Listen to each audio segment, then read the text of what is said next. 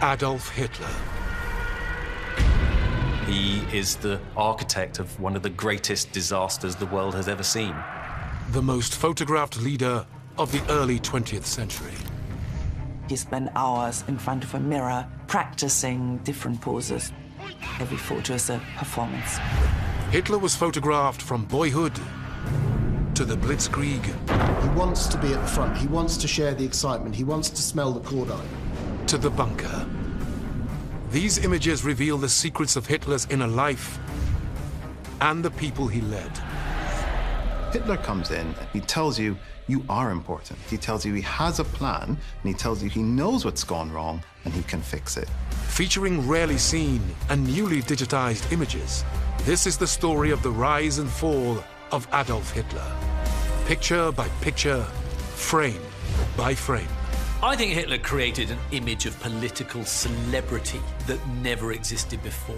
The manipulation of media, the presentation of himself, you can draw a line from that to what film and rock stars are doing today.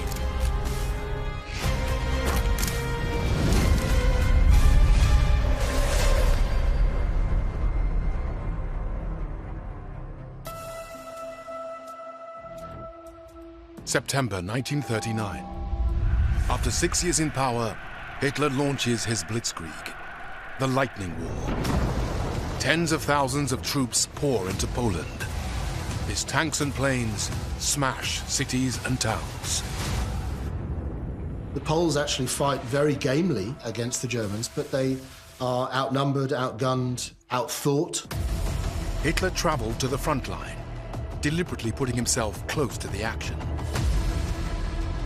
He could have been exposed potentially to a Polish air attack or to a Polish sniper. And there's an element to which I suppose he's very enthused by this war that he's unleashed. And of course he wants to be seen by his troops. So there's a lot of images from that period of him driving through masses of German troops, all of whom want to touch their supreme warlord. Hitler believed his experience in the Bavarian army had made him a master tactician. Hitler very much turned to his own experiences in the First World War in figuring out on how to win the war. He would then often override decisions of his generals and say, you have no idea what war is really like. I experienced things in the trenches. I know what war is like. Therefore, we need to do this and that. Hitler had a fanatical desire to make Germany a world superpower. He'd never disguised his ambition for war. It had been in plain sight in the pages of his political memoir and manifesto from 1924, Mein Kampf. He talks about expansion.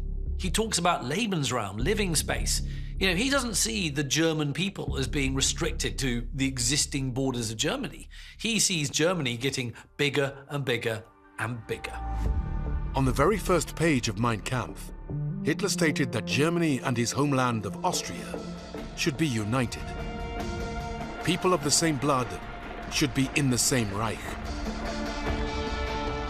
On the 12th of March 1938, 14 years after writing those words, columns of German troops marched across the border into Austria.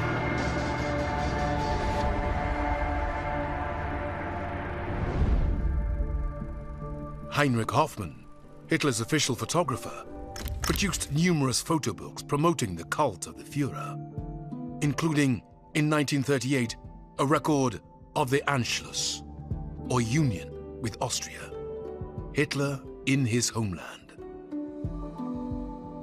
The photography itself is quite remarkably clear and vivid and lucid. But what they do is show the progression. They show the entry through the barriers, through the gates, and we follow Hitler on his journey through Austria, which is a kind of scenic heritage tour.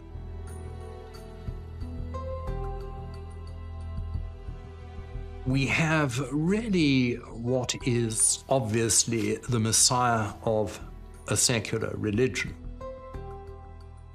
Hoffmann, as he often does, is creating a symbolic image. Hitler is the still center of a vortex of utter ecstasy.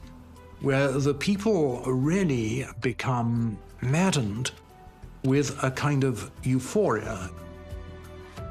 The book has minimal text. For the Nazis, the image was everything. There are tiny little subtitles. No one's going to read those. It is a visual feast. And in other words, they get, mid-20th century almost, this extraordinary evolution from a verbal to a visual culture. They've got it. And it's truly, I think, frightening, but also very clever how they understand the language of the visual is so much more powerful than verbal language.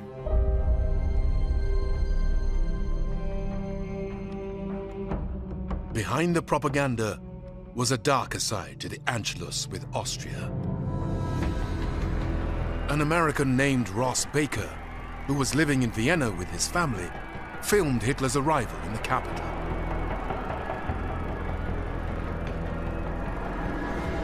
And the anti-Semitic boycotts and attacks that immediately followed.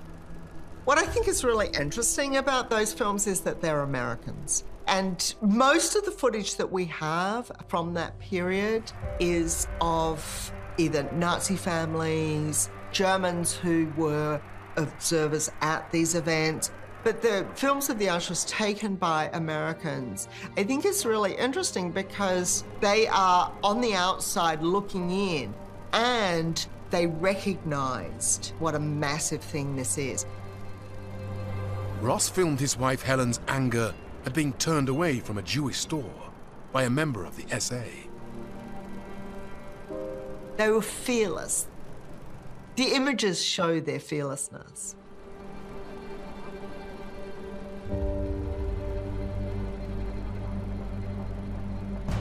After Austria, Hitler's next target was the German-speaking area of Czechoslovakia known as the Sudetenland. However, the Western democracies like Britain and France were desperate to avoid another European war. A peace deal had to be struck. They'd lived through the First World War. They'd seen the carnage that it had created. There wasn't a family in Britain who hadn't been bereaved by the First World War. And they really didn't want this to happen again. We're going to hope for the best, and we're going to let Germany have what it lost. Why not? That makes sense. Those bits of Austria and Czechoslovakia, the Sudetenland, they're German, are they not? On the 15th of September 1938, the British Prime Minister Neville Chamberlain flew to Munich to discuss the issue of the Sudetenland with Hitler.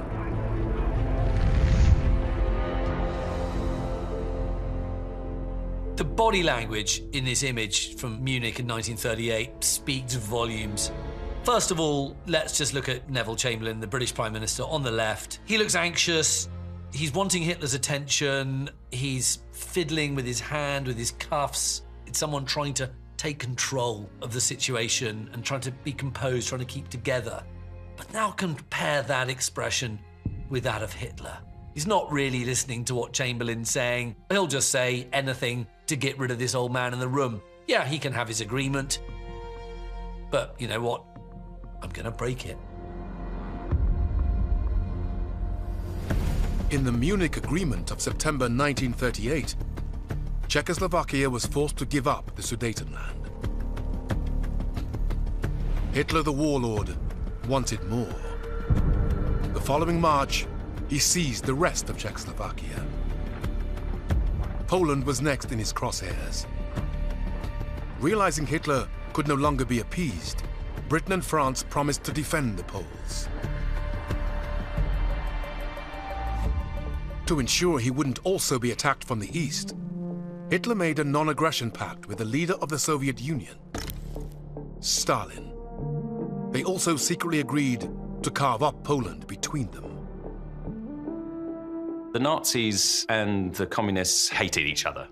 They'd been at each other's throats all the way through the 1920s and 30s. There'd been battles in the streets in Berlin. So the idea of them forming some sort of pact with one another was seemingly ridiculous. I mean, nobody saw it coming. Let's spool back to that image of Hitler in 1914 celebrating war being declared on Russia. That's the same man who's now cutting a deal with the Russians? To so many, it does not add up. He is pragmatic. He knows that unless he does a deal with Stalin, he's not going to get the free hand in the countries to the east of Germany that Hitler is so desperate to acquire. He knows that if he doesn't do this deal, he won't be able to get away with what he wants to achieve. Hitler was fascinated by Stalin. As part of the delegation to Moscow to sign the pact, Hitler sent his old friend and official photographer, Heinrich Hoffmann, to be his eyes and ears. So he sends Hoffmann to Moscow effectively as a spy to have a good look at Stalin, which is in itself quite remarkable. He was someone that wasn't particularly seen very often, actually, in sort of Soviet newsreels. He was someone slightly in the background. He thought Stalin was quite fascinating, not least because of what he had achieved in the Soviet Union. Hoffmann's work as a propagandist for Hitler was well known to Stalin. After the signing, the Soviet leader proposed a toast in broken German, wishing him a long life.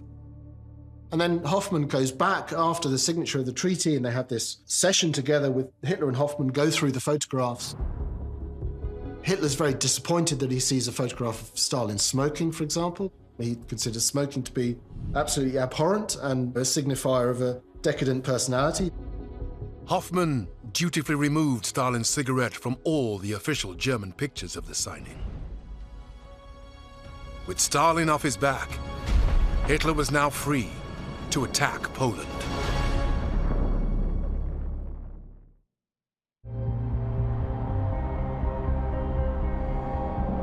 The non-aggression pact with Stalin was a political coup, but Hitler needed a reason to take on the Poles. A way for Germany to look the innocent victim of Polish aggression. If no genuine grievance could be found, a contrick would do.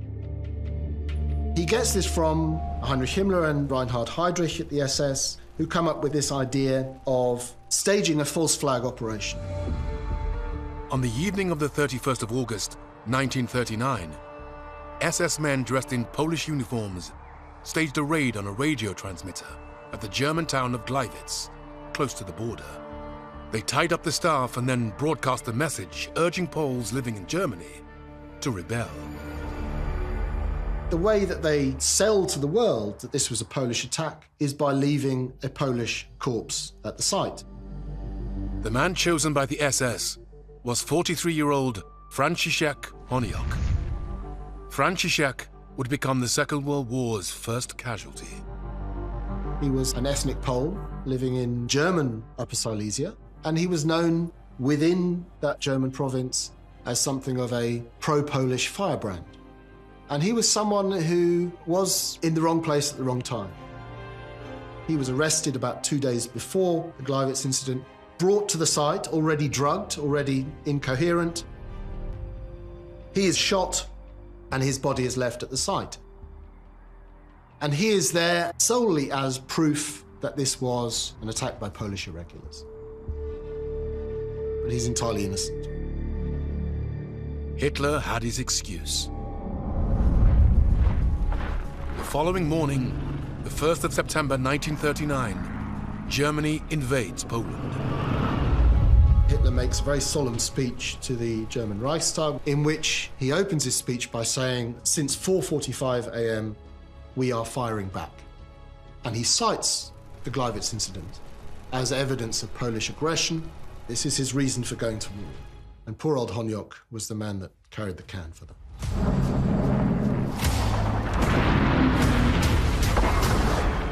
It was called Blitzkrieg, it was called Lightning War, and within weeks, Hitler's in Warsaw.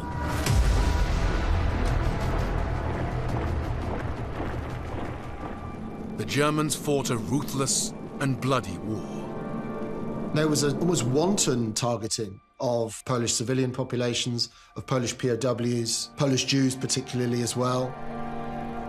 And within that 5-week period of that military campaign, it's been estimated there are over 600 massacres carried out by German forces.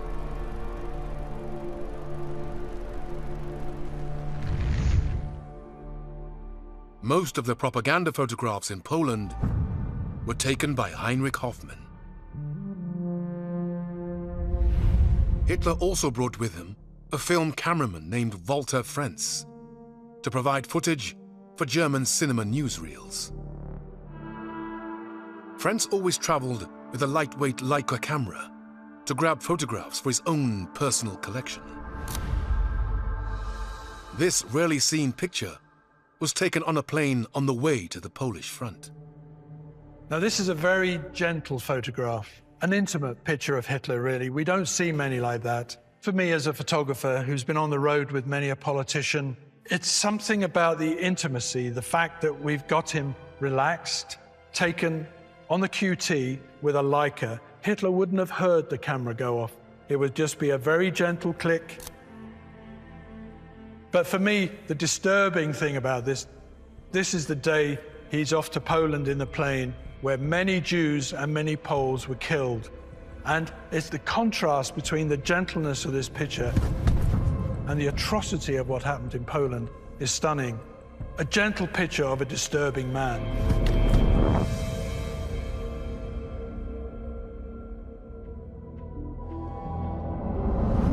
It was Walter Frenz who 9 months later filmed this remarkable piece of footage. Hitler dancing with joy as he received the news that France had surrendered. The country had capitulated to the Nazis in just 6 weeks. By then, Denmark, Norway, Belgium and Holland had also fallen. And the British humiliated at Dunkirk. There's something kind of almost sort of Tigrish and charming about it. I'm not wishing to give him any positive attributes at all, but there is something very natural about it. And that's very rare for Hitler, because so much of his imagery is very, very tightly controlled, and suddenly he's dancing a little jig. It's not very grown up, but he can't contain himself.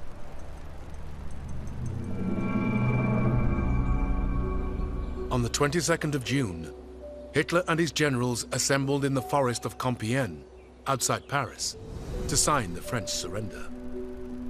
Hoffmann and Frenz were there to capture the historic moment. 22nd of June, sweet revenge indeed. The symbolism of Compiègne is that is where the armistice in 1918 is signed, when the French are firmly in control. They're making the Germans sign a surrender. They're humiliating the Germans. So when the tables are turned, Hitler insists that they go back to Compiègne to sign the new armistice, with the French having to hand over power. And he insists on signing the agreement in the same train carriage that they'd used for the First World War. And not only that, he takes the train carriage out of the museum where it's housed and puts it in the exact spot where it had been in 1918, just to rub it in. And then when he goes in, he sits down in the chair that the French generals had sat in 22 years earlier. So he's really rubbing it in. It's a real moment of humiliation for the French. Hitler spent the next few days sightseeing in France. Together with old comrades, he visited the battlefields of Flanders, where they'd served in the First World War. Then, on the 23rd of June, early in the morning, Hitler arrived in triumph in Paris. Accompanied by architect Albert Speer and sculptor Arno Backer, Hitler was photographed by Hoffmann in front of the Eiffel Tower. Walter Frenz filmed at the Führer's feet. The Eiffel Tower is really a symbol of France. It's a symbol of France and French power and French technology, and suddenly we have a photograph of Hitler standing in front of it. It belongs to him. He's taken over the whole of the French economy, the French idea of power, the French government. It's all now under Hitler's control. Speer and Backer were later removed by Hoffmann to make Hitler the focus of the cover of his best-selling collection of photos, with Hitler in the West. As Hitler and his generals walked away, Hoffmann took another iconic photograph. Now, the quality of this picture is superb. The strength of the uniforms, the contrast between the sky and the blackness of the uniforms, and this emblematic Eiffel Tower. The photograph is taken by the photographer going backwards, slowly. He would have set it up. You don't get these pictures by accident. He would have framed the top of the tower. He would have said, walk towards me, and he would have backed off until the framing is right, because that picture would be nothing if it was cut in half. This picture would have gone around the world, would have been on the front covers of newspapers in America, Russia, and it would have been a very, very powerful document. At that moment, total victory in Europe seemed in Hitler's grasp.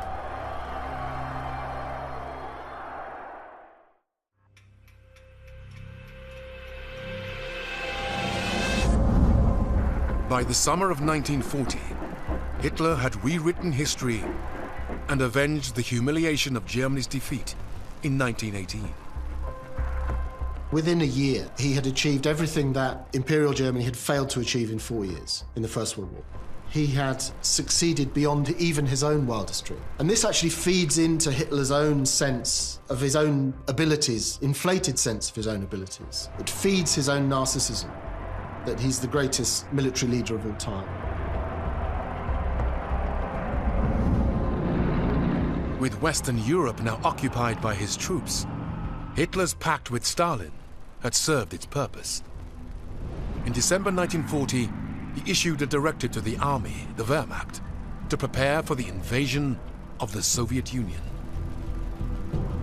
He believed a swift victory was inevitable. Hitler famously said, all you have to do is kick the door and the whole rotten structure will come tumbling down.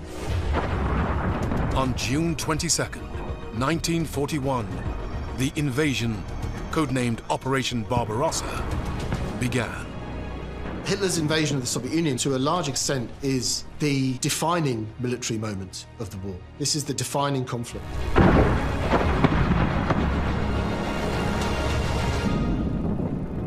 The scale of the attack on the Soviet Union was unlike anything that has been seen before or since.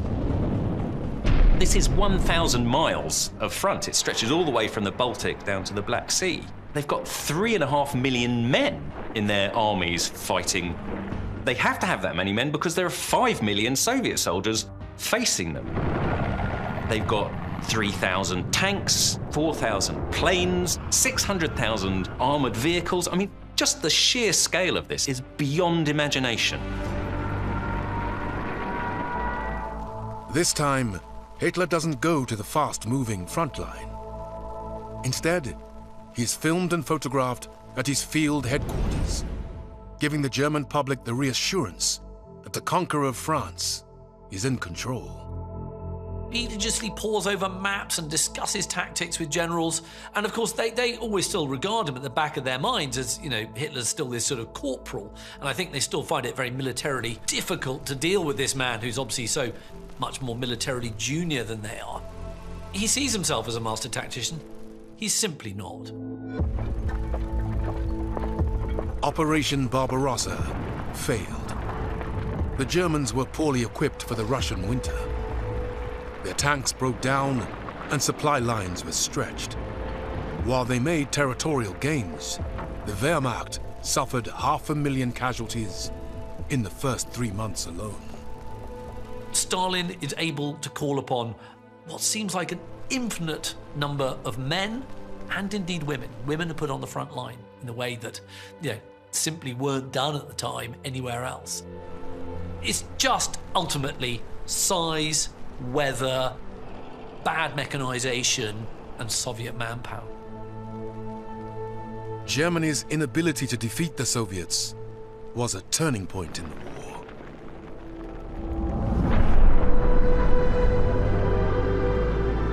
On December the 7th, 1941, Japan shocked the world by attacking Pearl Harbor. Hitler immediately supported his ally in the East and declared war on the United States. In some ways, it's understandable because America was already really on the side of Britain. They were supplying Britain already. But there's a big difference between getting supplies from the United States and getting their air force, their navy, and their massive army over to Europe as well. Once you're ranged against all of that military power and all of that economic might, Germany's fate was sealed.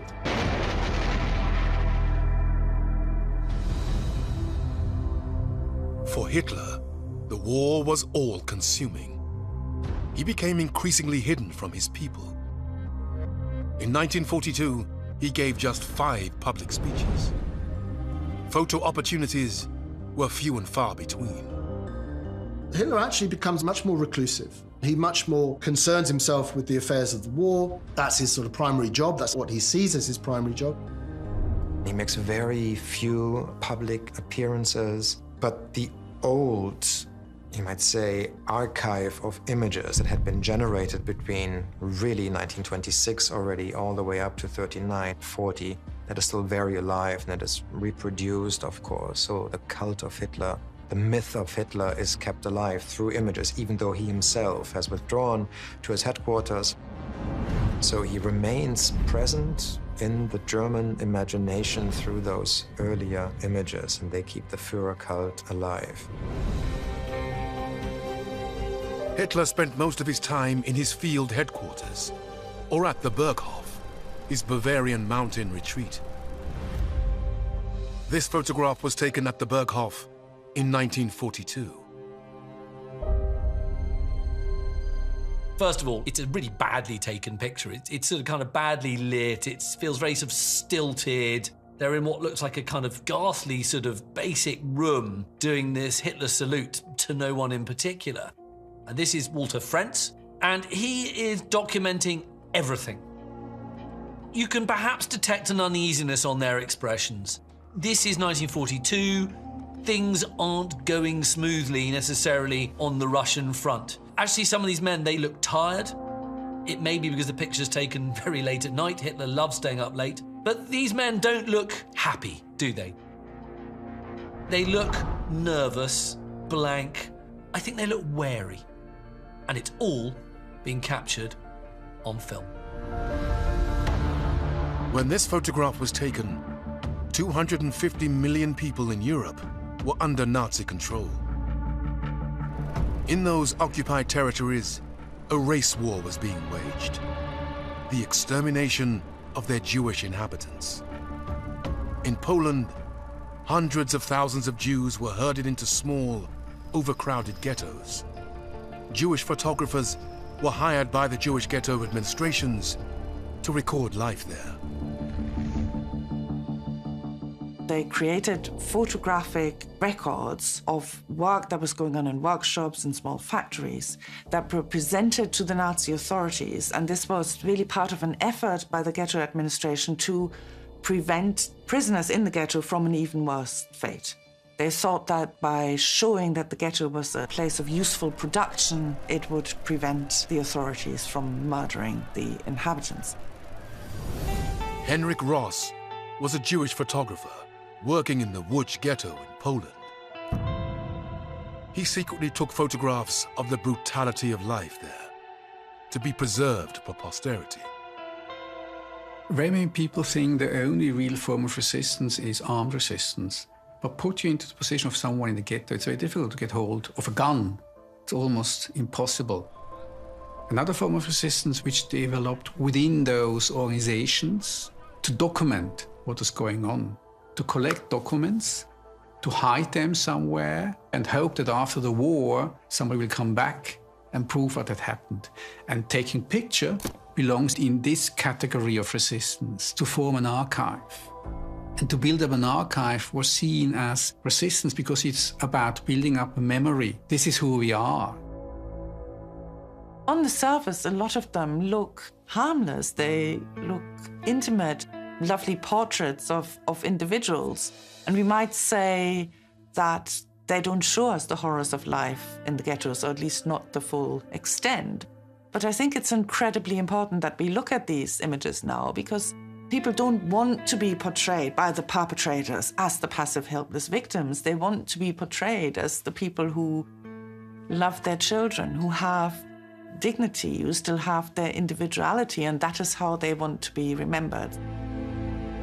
In 1944, Ross buried his pictures in metal canisters and returned a year later to retrieve them once the Soviet Red Army had liberated Poland. They're heartbreaking. It's very difficult to look at these pictures. They're all heartbreaking. I particularly love Ross's picture of a woman kissing her child. It's not only such a touching moment of humanity and love, there's also something about the physical quality of the image, which was hidden in the ground. And if you look closely, you can see that the edges of the image have been damaged where the damp has eaten into the negative. So the image itself bears a kind of physical trace of that history of being hidden and later being excavated. And I think it's really crucial to remember when we look at photographs from the Nazi period that the picture-perfect shot is almost always the perpetrator shot. It's only the perpetrators who are in that privileged position of power where they have access to the perfect photographic standpoint, to the perfect photographic equipment, to the labs, to the development facilities, and so forth. So if we're looking for a good picture, we're looking for the perpetrator image. The pictures by Henrik Ross are so important precisely because they show the immense difficulty, the enormous risk that people took to create them and then to hide them. The unlikely story of their survival.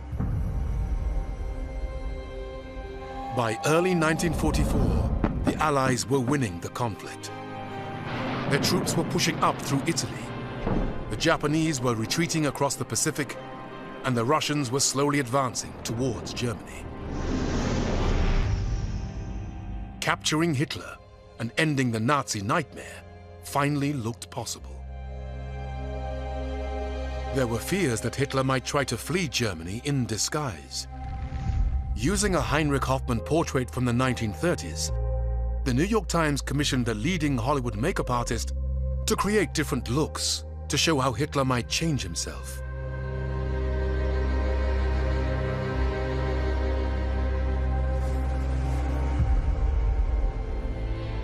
Hitler monitored the war from the Berghof, his mountain retreat. Life on the Berghof in the war didn't change at all. They had the same routine. Hitler got up late. He had the same circle of friends around him. The only difference was that now he had his daily and nightly meetings with his generals. Hitler and his inner circle loved watching the cinefilms his girlfriend Eva Braun had taken before the war and reminiscing about the past. Propaganda Minister Joseph Goebbels wrote in his diary that it was like the good old days. They were living in a dream world.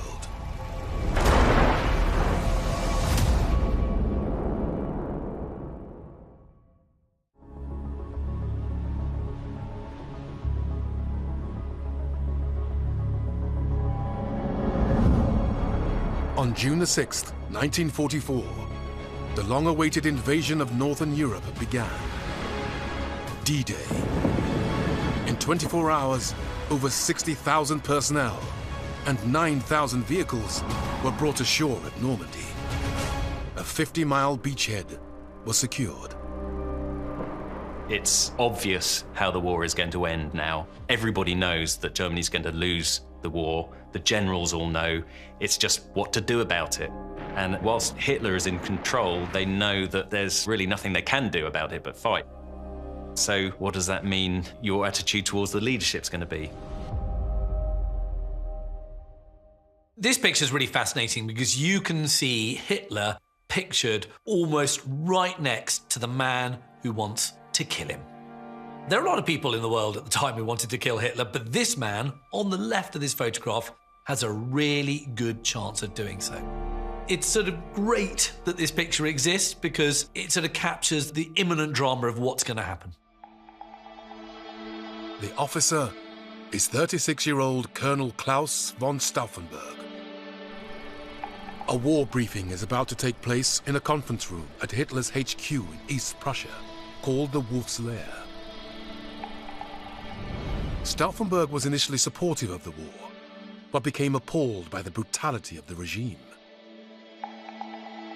He and his co-conspirators had bigger plans than just assassination of their leader. He would lead a coup and seize power. It wasn't enough for the German resistance, particularly the military resistance, to merely kill Hitler, because that just means that Germany collapses, and they don't want that, because that just means that the Third Reich will end and communism will sweep through and you'll have a Bolshevik Germany. They don't want that. Minutes after this photograph was taken, Hitler and Stauffenberg took their seats around the conference table. Immediately, Stauffenberg made an excuse and departed, leaving behind his briefcase containing explosives and a timer. He then flew to Berlin to coordinate resistance efforts there.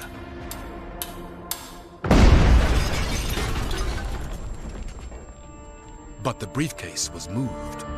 When the bomb exploded, a table leg blocked the full force of the blast. His uniform was shredded, but Hitler survived with minor injuries. Hitler's okay, and so are all the generals. As soon as that happens, as soon as Hitler is alive, the coup's going to fail. Stauffenberg and the other key conspirators were caught and shot by firing squad that evening. 200 were hanged after a show trial. A few days after the attempt on his life, Hitler was pictured visiting the injured. It was represented as an act of providence, Hitler's deliverance. The propaganda machine went into overdrive, and also, of course, you had massive sympathy for Hitler. By the end of 1944, Germany's borders had been breached to the east and the west. The Allies were closing in, yet the Germans fought on. Why did the German people remain so attached to Hitler and the idea of National Socialism till the bitter end? Why did they continue to fight? July 1943, the Americans and the British invade Sicily. Italian fascism collapses within a few months. Mussolini is ousted. So in Italy, there was much less of an attachment to the Duce than there was in Germany to Hitler. And I think the fact that Hitler preserved his hold over the German collective psyche for so much longer has a lot to do with film, photography, and the very rich imagery that the Nazis create before 33, but especially after 33, turning Hitler into a charismatic leader.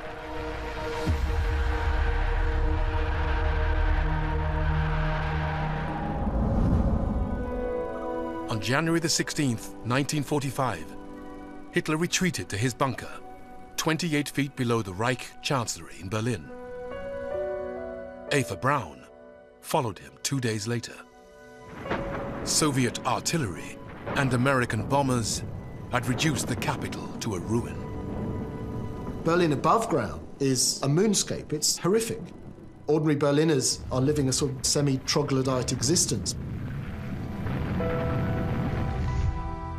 On March the 20th, Hitler came up from the bunker to inspect a group of Hitler youth.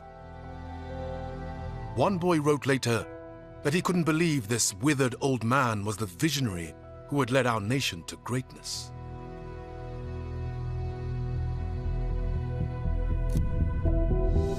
This is probably the last photograph of Adolf Hitler, standing with his adjutant, Julius Schaub, in the ruins of the Reich Chancellery in Berlin.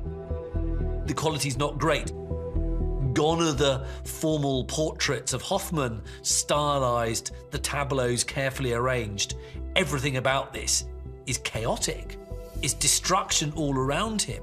It's bits of masonry hanging dangerously almost above his head, and he's standing outside the door looking at the destruction of the Reich Chancellery with a sense perhaps of resignation, perhaps still denial on his face, but also perhaps thinking, yeah, I suspect this is it. He's sort of beyond anger now, I think. He's beyond caring. I think he's just ready to go. He's ready to walk back into that dark room behind him and into the ultimate darkness. By April 1945, Hitler had decided he would marry Eva Braun, his secret mistress of 13 years.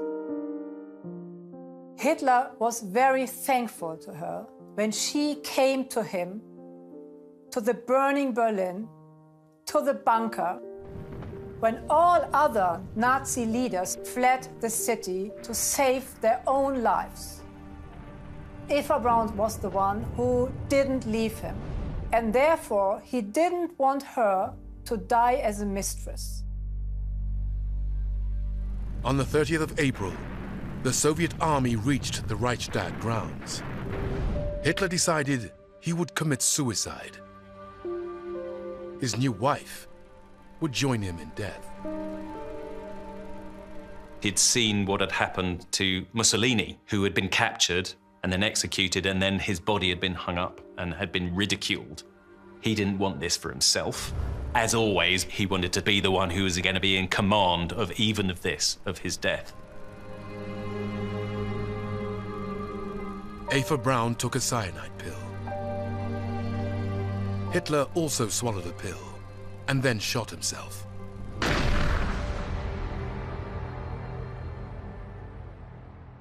Their bodies were then taken out to the Chancellery Garden and burnt.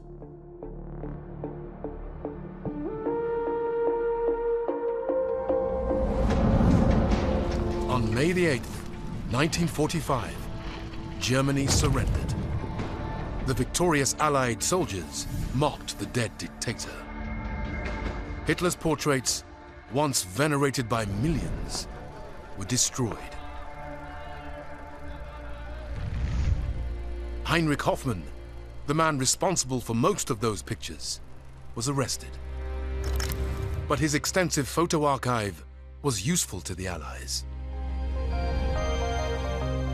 When the trials of Nazi war criminals began at the end of 1945 in Nuremberg, Hoffmann was given an office to house his 40,000 negatives.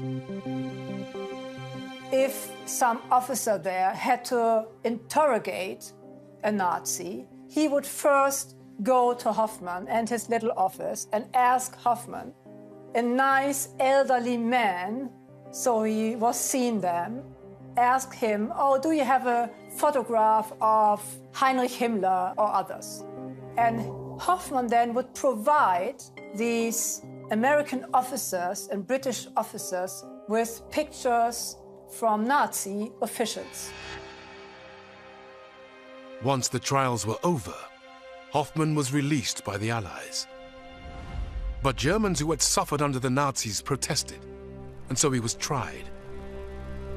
Accused of profiting from the Nazi regime through his friendship with Hitler. Hoffmann was now the newsreel story. Die Verhandlung ließ noch einmal seine Laufbahn abrollen. Vom Gelegenheitsfotografen zum Lichtbildner des Dritten Reiches. Neben Hoffmann... He never really understood why he had to appear in front of a court. Because in his view, he was only a photographer. And he only documented the Nazi party. He only documented what Hitler did, but he himself had nothing to do with it. This was a classical argument of very many artists who were successful during the Third Reich to say, no, no, no, no, we were just professionals. I didn't believe in anything. I just believe in my profession, that's all. But I'm not a Nazi. I don't hate Jews, I'm innocent. Hoffmann was never ever just an observer. He was supporting all these main ideas. With his propaganda photo books on display, the case against Hoffmann was damning. Ihre Werke sind meisterhaft und die Psychose, die im deutschen Volk entstanden ist, die wird sehr wesentlich auf diese Bildberichterstattung, auf diese Verherrlichung Hitlers zurückgeführt, denn alles das, was angeblich schön und groß an diesen Menschen war, ist hier dargestellt worden. Die Wirklichkeit sah allerdings ganz anders aus. Und an dieser Täuschung des Volkes hat Ihr Verlag ganz wesentlich mitgewirkt. Heinrich Hoffmann was sentenced to 4 years in prison. He died a free man in 1957, aged 72.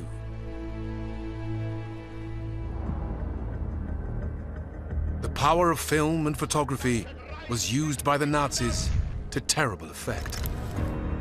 Hitler unleashed terrors unmatched in human history. Hitler was primarily responsible for the launching of World War II in Europe. And it's a conflict that costs tens of millions of lives. It's the most costly war in world history.